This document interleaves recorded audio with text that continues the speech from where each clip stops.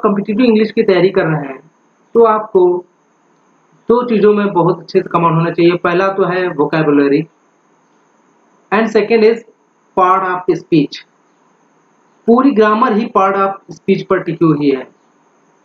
Part of speech के बगैर ना कोई सेंटेंस बनेगा, ना कोई क्लास होगा, ना ही कोई फ्रेज ऐसी होगी जिसमें कि पार्ट ऑफ स्पीच का यूज ना किया गया हो। अगर आप पार्ट ऑफ स्पीच को अच्छे से समझ जाएंगे कि कौन सी पार्ट ऑफ स्पीच कहाँ पर लगनी है या किस पार्ट ऑफ स्पीच का कौन सा रूप कहाँ पर यूज होना है, तो आपको एरर ढूंढने में कोई भी प्रॉब्लम नहीं होगी। अब ये जैसे मैंने आपको आज प्रोनाउन टॉपिक लिया हुआ है, अब प्रोनाउन के ही देख लीजिए यहाँ पर 6 रूप होते हैं। Subjective case, objective case, possessive first, possessive second, reflexive and एम्फैटिक। ये 6 होते हैं रूप, 6 फॉर्म में होता है प्रोनाउन। आपको मालूम है कि प्रोनाउन होता है, यहाँ प्रोनाउन यूज होगा, लेकिन प्रोनाउन का कौन सा फॉर्म में यूज होगा ये आपको जानना बहुत जरूरी है। अगर आप पार्ट ऑफ स्पीच में अच्छे से कमांड बना लेते हैं तो कंपटीशन की इंग्लिश में आपको एरर ढूंढने में कोई भी प्रॉब्लम नहीं आएगी। आपको एरर ग्लो करेगी एक तरह से मिली। आप अगर आपको अच्छे से रूल्स में पकड़ है, आपको पूरी जानकारी है पार्ट ऑफ स्पीच के बारे में, तो उस सेंटेंस में आपको एरर खुद बताएगी कि मैं एरर हूँ, ग्लो करेगी एरर। आप तुरंत ही पकड़ लेंगे इसमें ये प्रॉब्लम है सेंटेंस में। आप तुरंत टाइम नहीं, मेन चीज है कंपटीशन में टाइम। टाइम के अंदर अगर आप करते चले जाएंगे काम, तो आपको कोई भी कंपटीशन, कोई भी एग्जाम क्वालिफाई करने से नहीं रोक सकता है। तो आइए स्टूडेंट्स, आज हम प्रोनाउन के बारे में बात करते हैं। मैंने आपके सामने एक चार्ट बना रखा है और रूल्स की ओर बढ़ते हैं। और मैं आपको बहुत ही आज मजेदार और इंटरेस्टिंग और कंपटीशन की दृष्टि से बहुत ही महत्वपूर्ण रूल बताने जा रहा हूँ। शायद आपको इतने सारे रूल्स एक साथ शायद ही कहीं मिले, तो आप इस वीडियो को पूरा अंत तक देखें। और ऐसे स्टूडेंट जो पहली बार मेरे इस चैनल पर आ रहे हो, पहली बार मेरे इस वीडियो को देख रहे हो, वो जरूर चैनल को सब्सक्राइब करें। आइए अब देखते हैं प्रोनाउन। देखिए मैंने यहाँ चार्ट बना रखा है। प्रोनाउन सबसे पहले देख लीजिए कि प्रोनाउन के 6 फॉर्म होते हैं। Subjective case, objective, possessive first, possessive second, reflexive and एम्फैटिक। तो अब इसमें भी फर्स्ट पर्सन में केवल 2 प्रोनाउन आते हैं। पहला है आई एंड दूसरा है वी। तो आई का ऑब्जेक्टिव केस होता है मी, और इसका पजेसिव फर्स्ट जो फॉर्म होता है आई का वो होता है माई। तो इसका पजेसिव सेकंड जो रूप होता है आई का वो होता है माइन, रिफ्लेक्सिव होता है माई सेल्फ, एम्फैटिक होता है माई सेल्फ। अब इसको जल्दी जल्दी देखेंगे, टॉपिक लंबा है। वी का ऑब्जेक्टिव केस होता है us, possessive our, possessive second ours, reflexive ourselves and emphatic ourselves. You का you, objective case you, your, yours, yourself and yourself. इसी तरह ही का, जो कि थर्ड पर्सन होता है, इसका सब्जेक्टिव केस होता है he, objective case him, and इसका पजेसिव फर्स्ट होता है हिज एंड पजेसिव सेकंड भी होता है his and reflexive himself, emphatic himself. She का होता है her, her, hers, herself, herself. It का होता है it, its, itself, itself. They का ऑब्जेक्टिव केस होता है देम, पजेसिव देयर और possessive second theirs, reflexive themselves, emphatic themselves. One का होता है objective one, possessive first once, once, oneself, oneself. Everyone का है, देखिए एवरीवन का भी देख लीजिए आप। मैंने सब पूरी लिस्ट बना रखी, इसके अलावा आपको फिर कहीं देखने की जरूरत नहीं पड़ेगी। ये लिस्ट आपको ऑनलाइन कहीं भी एक साथ नहीं मिलेगी। एवरीवन का होता है objective case him, possessive first होता है हिज, पजेसिव सेकंड होता है हिज, हिमसेल्फ एंड हिमसेल्फ होता है रिफ्लेक्सिव और एम्फैटिक। और रिलेटिव प्रोनाउन देखिए, रिलेटिव प्रोनाउन में आता है हु, इसका ऑब्जेक्टिव केस होता है हुम, पजेसिव फर्स्ट होता है हुज, और इसका पजेसिव सेकंड, रिफ्लेक्सिव और एम्फैटिक नहीं बनाया जा सकता है। अब इसमें हम लोग बढ़ेंगे प्रोनाउन के और रूल्स की ओर। ये आप लिस्ट अच्छे से देख लीजिए, इसमें कोई चीज प्रॉब्लम हो रही हो तो आप मुझे कमेंट कर पूछ सकते हैं। देखिए किसी भी सेंटेंस में हेल्पिंग वर्ब तथा मेन वर्ब के पहले हमेशा प्रोनाउन के सब्जेक्टिव केस का प्रयोग करना चाहिए। रूल बहुत ही ध्यान से देखिए, मैंने क्या बताया। किसी भी सेंटेंस में हेल्पिंग वर्ब तथा मेन वर्ब के पहले हमेशा प्रोनाउन के सब्जेक्टिव केस का प्रयोग करना चाहिए। अब ये सेंटेंस आपके सामने दिया हुआ है, you he and myself are working together. इसमें क्या है एरर? अब देखिए, क्या ये एरर इसमें नहीं है, ये सही है सेंटेंस। देखिए आप, जैसे मैंने रूल है तुरंत देखिए, हेल्पिंग वर्ब तथा मेन वर्ब, किसी भी सेंटेंस में हेल्पिंग वर्ब या मेन वर्ब के पहले हमेशा प्रोनाउन का सब्जेक्टिव केस आना चाहिए। यह माई सेल्फ सब्जेक्टिव केस तो नहीं है, यह है रिफ्लेक्सिव प्रोनाउन। तो इसमें यही एरर है।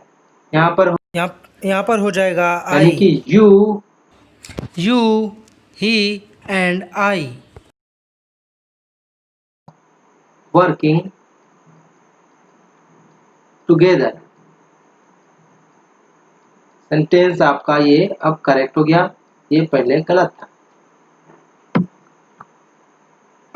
नेक्स्ट रूल है, किसी भी सेंटेंस में मेन वर्ब के तुरंत बाद या किसी प्रीपोजिशन के बाद प्रोनाउन के ऑब्जेक्टिव केस का प्रयोग करना चाहिए। अभी मैंने आपको सब्जेक्टिव केस के बारे में बताया था, ये सेकंड रूल है ऑब्जेक्टिव केस के बारे में। तो मैंने क्या बोला है, किसी भी सेंटेंस में मेन वर्ब के तुरंत बाद या प्रीपोजिशन, ध्यान दीजिए, किसी भी सेंटेंस में मेन वर्ब के तुरंत बाद या प्रीपोजिशन के बाद प्रोनाउन के ऑब्जेक्टिव केस का प्रयोग करना चाहिए। अब यहाँ पर है, I elected himself monitor of the class. अब यहाँ पर ये है मेन वर्ब, तो मेन वर्ब के तुरंत बाद आना चाहिए ऑब्जेक्टिव केस। ये यहाँ पर है रिफ्लेक्सिव, तो यहाँ पर ये सेंटेंस आपका गलत है। इसका सही रूप होगा, I elected him monitor of the class. ये सेंटेंस आपका सही हो गया है। सेकेंड मैंने एग्जाम्पल दिया हुआ है, I have bought this book for your self. अब यहां पर देखिए, फिर तुरंत आप बस इस पर नजर डालिए कि मेन वर्ब कहां है। मेन वर्ब है बॉट, इसके तुरंत बाद या इसके बाद जो भी प्रोनाउन आएगा वो उसका ऑब्जेक्टिव केस होना चाहिए। यहाँ पर योर सेल्फ लिखा हुआ, गलत है सेंटेंस, ये आपका गलत है, यही एरर है सेंटेंस में, प्रोनाउन की एरर है। यहाँ पर हो जाएगा, I have bought this book for you. You का ऑब्जेक्टिव केस यू ही होता है, ये सेंटेंस आपका सही हो गया है। अब यहाँ पर देखिए, distribute this money between you and I. Distribute verb है, मेन वर्ब है। अब एक तो ये हो गया, डिस्ट्रीब्यूट भी आ गया, और दूसरा यहाँ पर देखिए बिटवीन आ गया है, प्रीपोजिशन आ गया है। तो प्रीपोजिशन के तुरंत बाद जो भी आएगा वो प्रोनाउन का ऑब्जेक्टिव केस होना चाहिए। यहाँ पर आई है, सब्जेक्टिव केस रखा है, सेंटेंस गलत हो गया। तो यहाँ पर सेंटेंस हो जाएगा, डिस्ट्रीब्यूट दिस मनी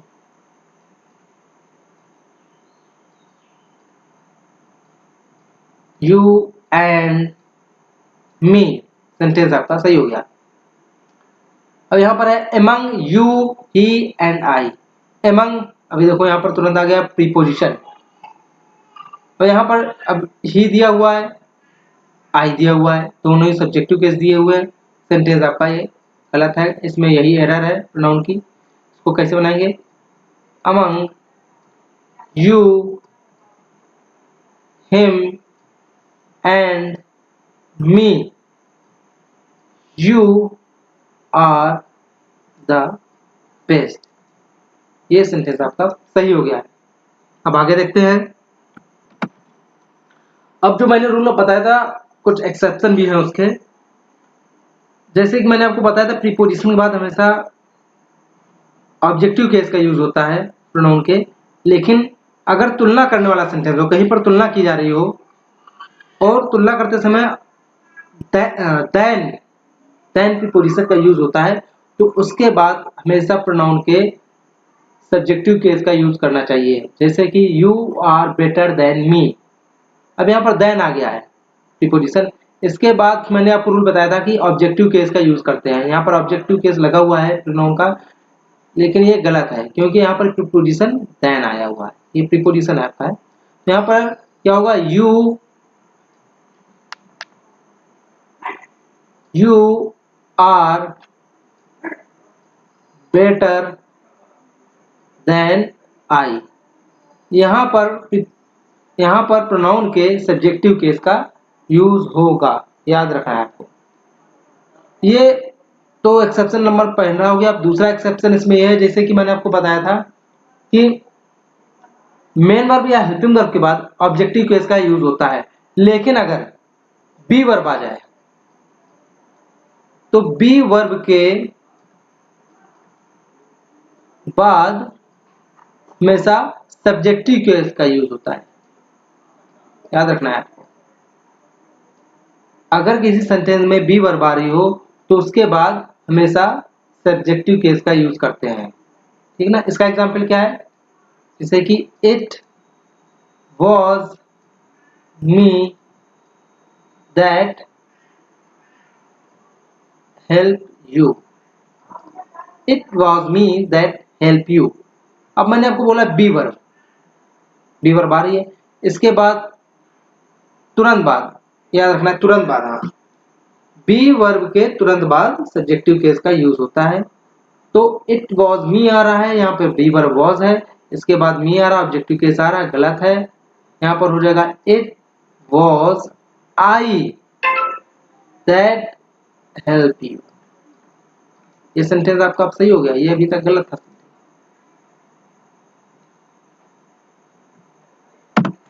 अब इसमें देख लीजिए, जैसे कि मैंने आपको बताया था मेन वर्ब के बाद हमेशा ऑब्जेक्टिव केस का यूज होता है, लेकिन रिफ्लेक्सिव केस का भी यूज कर सकते हैं।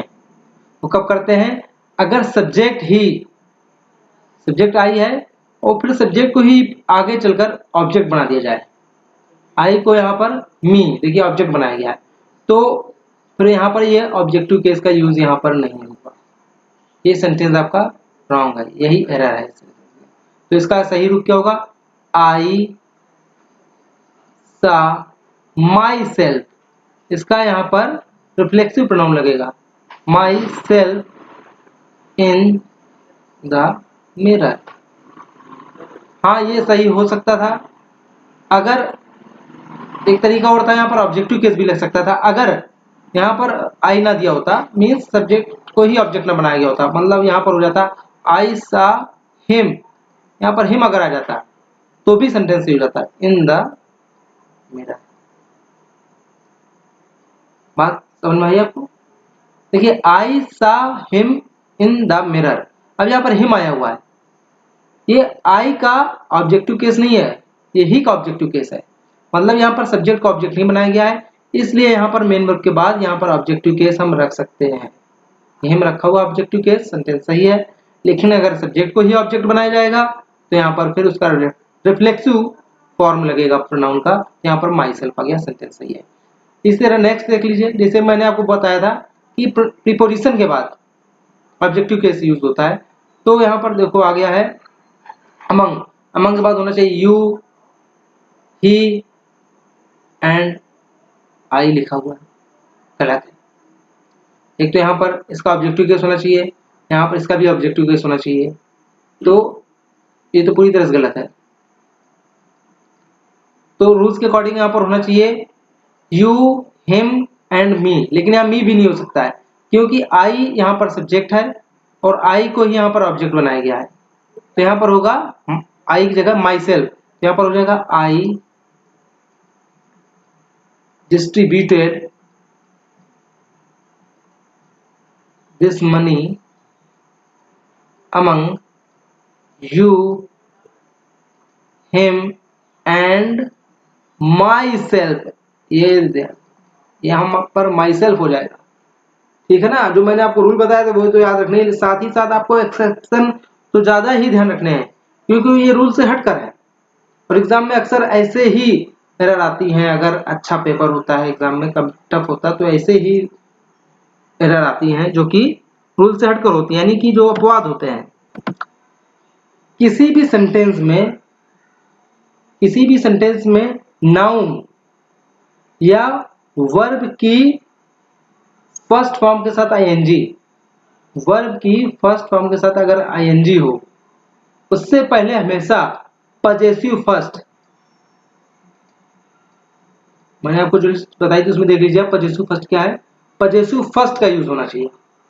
Clear students? फिर देख लो आप, किसी भी सेंटेंस में वर्ब की आईएनजी फॉर्म, लेकिन वर्ब की आईएनजी फॉर्म वो आपकी जीरंड होनी चाहिए, भी आपको मैं क्लियर कर दूं यहाँ पर, वर्ब की आईएनजी फॉर्म वो आपकी जीरंड होनी चाहिए। तो किसी भी जीरंड या नाउन से पहले हमेशा पजेसिव फर्स्ट का प्रयोग करना चाहिए। जैसे कि this is my book, book यहाँ पर नाउन है, इससे पहले माई लगा हुआ, ये पजेसिव फर्स्ट सही है सेंटेंस। इसी तरह है I don't like your sitting, ये जीरंड है, आईएनजी फॉर्म है, वर्ब की फर्स्ट फॉर्म के साथ आईएनजी है और ये जीरंड है, तो यहाँ पर ये पजेसिव फर्स्ट लगा हुआ है, योर सेंटेंस सही है। इसी तरह थर्ड है I like your hand writing, gerund है, पजेसिव फर्स्ट का यूज हुआ है, सेंटेंस सही है। लेकिन इसका भी अपवाद है, जैसे मैंने आपको बताया था कि अपवाद आपको ज्यादा ध्यान रखना है। मैंने आपको यहाँ बोला था कि जीरंड से पहले, यानी वर्ब की फर्स्ट फॉर्म होगी लेकिन वो जीरंड होगी, वर्ब की फर्स्ट फॉर्म हो और वो जीरंड ना हो, यानी कि वो पार्टिसिपल अगर हो,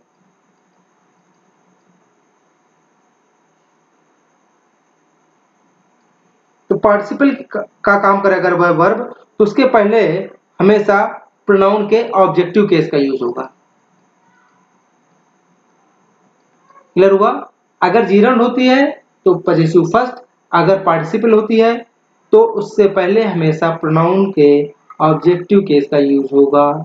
एग्जाम्पल क्या है?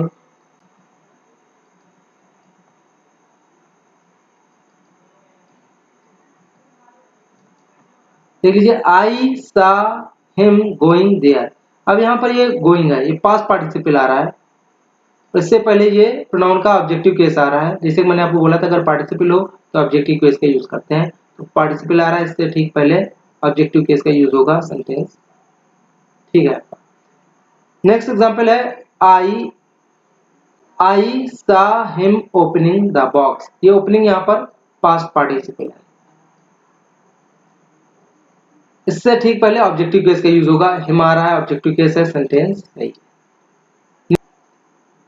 जब किसी सेंटेंस में किसी नाउन का प्रयोग एक से ज्यादा बार कर दिया जाए तो पहली बार उस नाउन को लिखा जाता है, लेकिन इसके बाद वह नाउन जहां भी रिपीट होता है और जिसके साथ आता है उसके पजेसिव सेकेंड का प्रयोग कर कर वहां पर नाउन लिखा जाता है तथा उस नाउन को दोबारा नहीं लिखा जाता है। बात समझ में आई स्टूडेंट्स? सबको फिर बता दे रहा हूं आपको, कोई सेंटेंस अगर है, कोई नाउन आ रहा है, जैसे कि यहाँ पर सेंटेंस एक है my house is more spacious than your house, तो माई हाउस ये देखिए आ गया है। अगर इसी नाउन को बारे में दोबारा बताना हो तो उसको दोबारा नहीं लिखा जाता है, बल्कि इसकी जगह पर प्रोनाउन के पजेसिव सेकंड फॉर्म का यूज कर दिया जाता है। जैसे कि my house is more spacious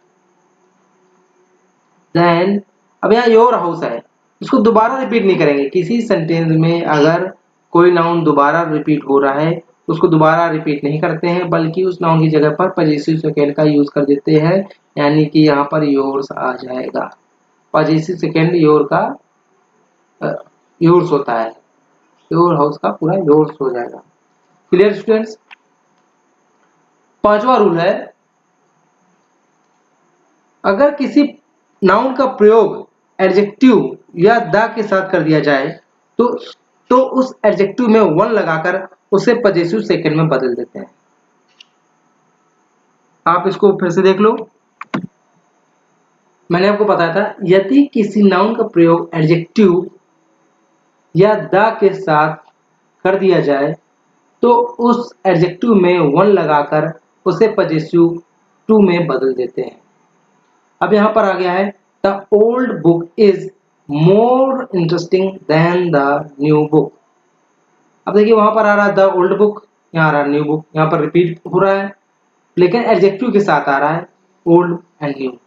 तो यहाँ पर इसको हम क्या करेंगे, possessive to में बदलेंगे। कैसे बदलेंगे ये देख लो आप। The old book is more interesting than the new one. यहाँ पर बुक को दोबारा रिपीट नहीं करेंगे, बल्कि यहाँ पर बुक की जगह लिख देंगे वन। ठीक है, और ये आपका पॉजिटिव टू में कन्वर्ट हो गया। एक एग्जांपल और देख लो आप। नेक्स्ट एग्जांपल है the elder sister is cleverer than the younger one. अब यहाँ पर यंगर वन की जगह यहाँ पर आपका यंगर सिस्टर दिया रहेगा, तो इस सिस्टर को हटाकर यहाँ पर वन में कन्वर्ट कर देंगे और ये आपको पॉजिटिव टू में कन्वर्ट हो जाएगा और ये सेंटेंस सही हो जाएगा। ठीक है, नेक्स्ट रूल है सिक्स्थ। जो ऊपर मैंने आपको रूल बताया था वो है लिविंग बीइंग के बारे में था। यह है, लेकिन अगर लिविंग बीइंग के स्थान पर नॉन लिविंग थिंग आ जाए, नाउन अगर आपका नॉन लिविंग थिंग हो और उसको सेंटेंस में रिपीट किया जा रहा हो, तो हमेशा प्रीपोजिशन ऑफ का प्रयोग करते हैं। और जहां पर भी वह नाउन रिपीट किया गया हो, उस नाउन की जगह पर दैट ऑफ या फिर दोज ऑफ का यूज कर देते हैं। दैट ऑफ का यूज करते हैं अगर सिंगुलर नाउन है, दोज ऑफ का यूज करते हैं अगर प्लूरल नाउन होता है। तो जैसा कि मैंने पहला एग्जांपल दिया है यहाँ पर, the roads of Mumbai are wider than the roads of Kanpur. ठीक है, the roads of Mumbai, the roads of Kanpur, ये दो बार रिपीट हुआ नाउन ये द रोड्स। तो उसको दो बार रोड्स नहीं लिखेंगे, एक ही बार लिखेंगे। कैसे, द रोड्स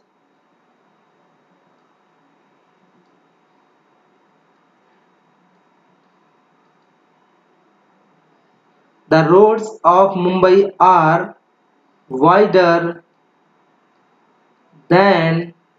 अब यहाँ देन के बाद यहाँ पर रोड्स आ रहा है, देखिए प्लूरल है, तो यहाँ पर हो जाएगा देन दोज ऑफ कानपुर। यहाँ पर रोड का यूज दोबारा नहीं करेंगे, रोड नाउन का यूज दोबारा नहीं करेंगे, बल्कि उसकी जगह पर आ गया दोज और ऑफ यहाँ पर लगा था आपका। तो the roads of Mumbai are wider than those of Kanpur. ये सेंटेंस आपका अब करेक्ट हो गया, पहले ये आपका रॉन्ग था। इसी में नेक्स्ट एग्जांपल है second, the condition of Kanpur is more miserable than Delhi. अब यहां पर द कंडीशन की बात हो रही है, तो इसका सही जो ये सेंटेंस आपका गलत है, यहाँ पर इसका जो सही फॉर्म होगा वो होगा द कंडीशन,